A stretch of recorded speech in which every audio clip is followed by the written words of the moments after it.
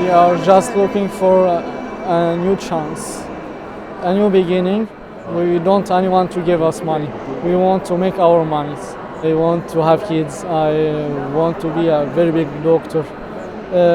Maybe I will be an inventor. Maybe.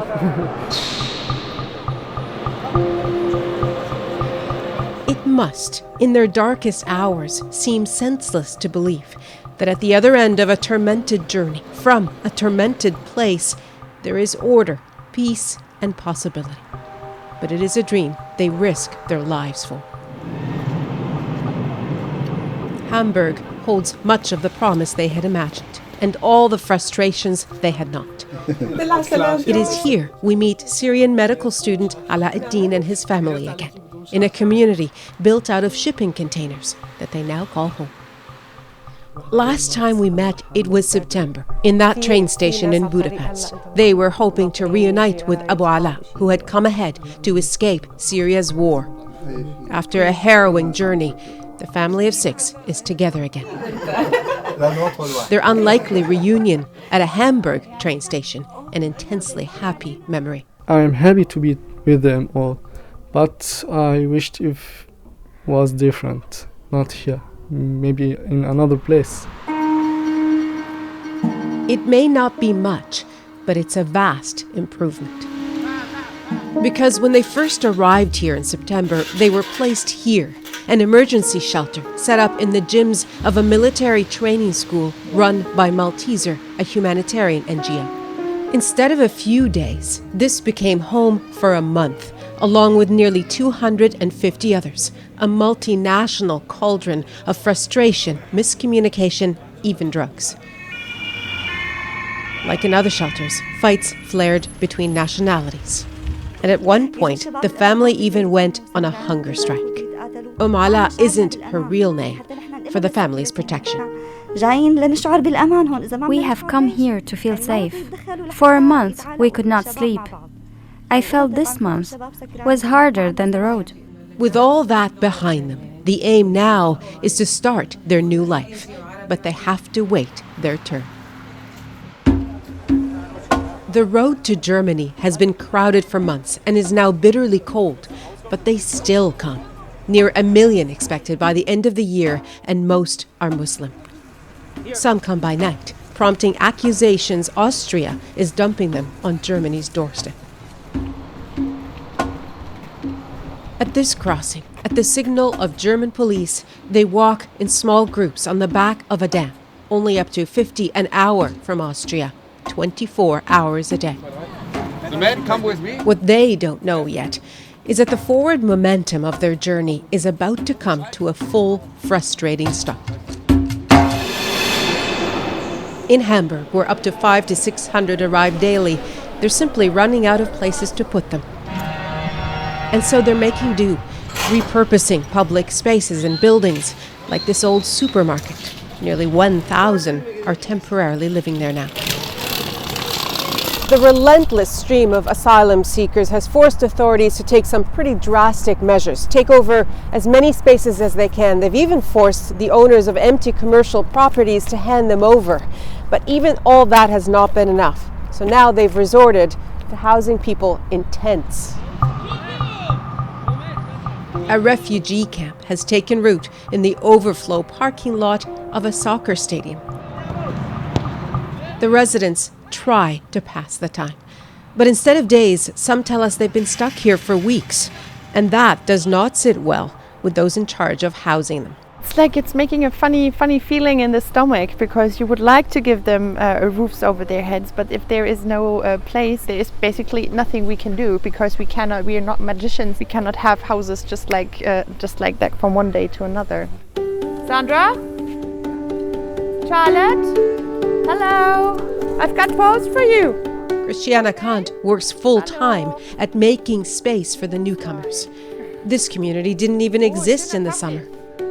Okay, you're welcome. Built of shipping containers, it started accepting asylum seekers in the fall.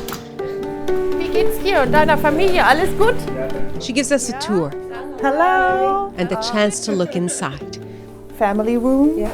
And this like a kid's room, maybe? Here, for the first time since they arrived, families have a couple of rooms. She's preparing lunch in the kitchen. A kitchen, and most importantly, an address. The people who are coming here now, they're a gift for Germany, and they're a gift for a new development of the German people, because we also need people, because Germans are not producing as many kids as we need anymore. So it is very important to have people coming and integrate into our society, and they have resources that we definitely need. From the start, Germans welcomed them with applause. Countless donations and volunteers ready to help. But they're now increasingly at odds with each other over so many newcomers, over concerns that ISIS supporters may be among them. The head of the police union warns of social unrest. He suggests building a fence at the border. The anti-migrant voice is also becoming louder. I worry about the change to the right, to the extreme right. There's been an alarming spate of attacks against refugee shelters, nearly 600. Unclear who's responsible. Police also warned the shocking stabbing of a pro-refugee mayor in Cologne last month may not be a one-off. While a hero to refugees, Chancellor Angela Merkel is paying a political price for her open-door policy. Now down in the polls and occasionally heckled as a traitor. In Bavaria, the state where most asylum seekers enter, the government, from a party allied to Merkel, threatened to take the matter to court or act alone to stop the flow if Merkel doesn't. Florian Herrmann is a Bavarian government MP. The really enormous influx of refugees to Bavaria, it's 10,000 every day at the moment, really bring everything to the limits. And not everyone who tells that he has worries and who articulates his worries is a right-wing extremist. That same day, supporters of the anti-Islam Pegida movement marched in Munich. And so did a crowd of its opponents.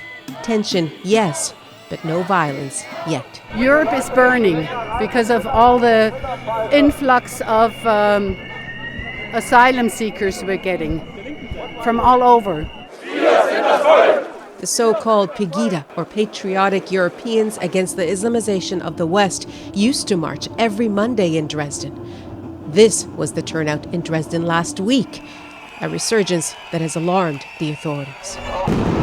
And now such protests are regularly drawing counter-protests. In Cologne, police had to intervene. Many officers were injured.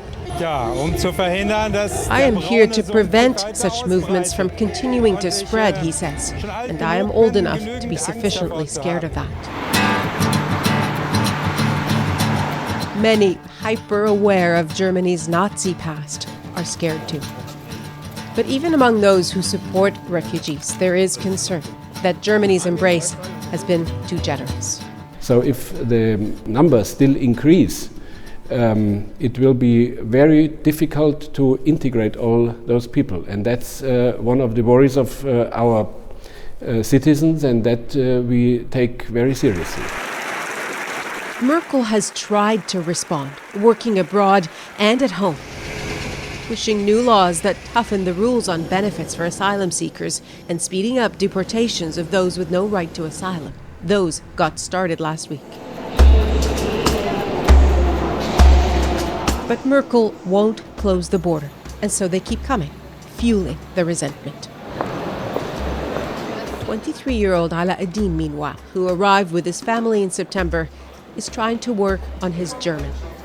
Before he laid eyes on the central station, Nahlah Ayed worked several tough jobs in Egypt and Turkey. He hates the idea of a handout. His dream for Germany is to finish medical school. But first I need to make sure that my parents are okay, my family is okay. Then I can begin the next step. But without papers, he can't yet even apply. And he won't yet for months. A complaint that comes up repeatedly at many of the camps in Hamburg. Delays in registration, in getting court dates, in getting their new lives going. The residency, this is the key word. Most of us are well educated or professionals. We just came here to restart our lives, and to do something to this society also, because they welcomed us. Nahlah Ayed comes back to this camp often, and with his language skills tries to help. They have been through a lot like us, so I feel them, I feel the suffering. So I hope so in the future it will be okay for them too. Okay, maybe. The system, however, is overloaded, frustrating the newcomers and the Germans trying to help them. The biggest worry is that it doesn't work out, that people are that they turn into no longer welcoming people. And now that there are so many, the same people who stood at the stations are saying, oh my God, what is this? Like, how are we supposed to cope?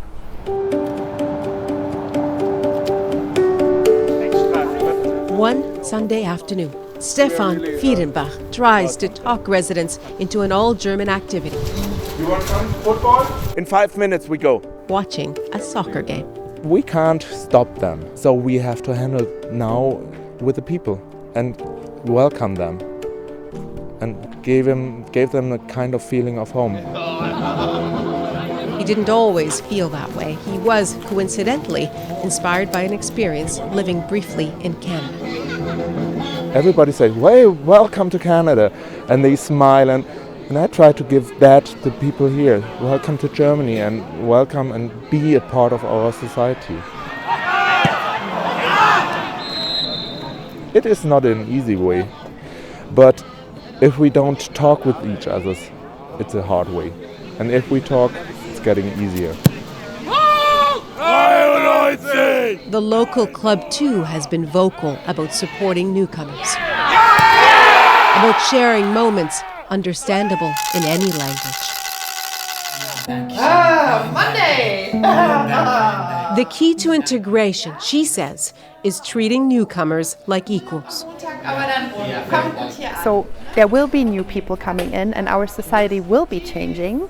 So it is very important to see the people coming here not as the refugees but as the new neighbors.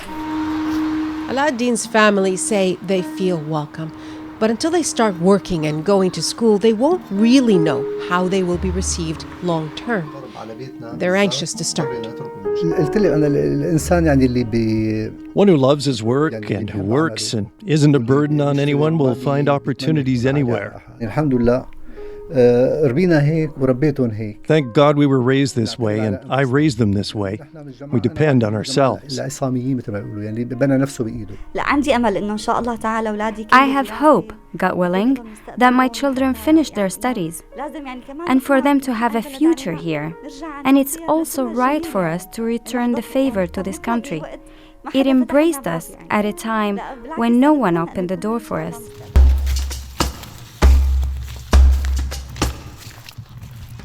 Nahlah Ayed knows he's the main reason his family decided to make the journey. So this has to work. But till now, I think it will work. Maybe not today or tomorrow, but in the near future, I hope. It was a tormented journey from a tormented place.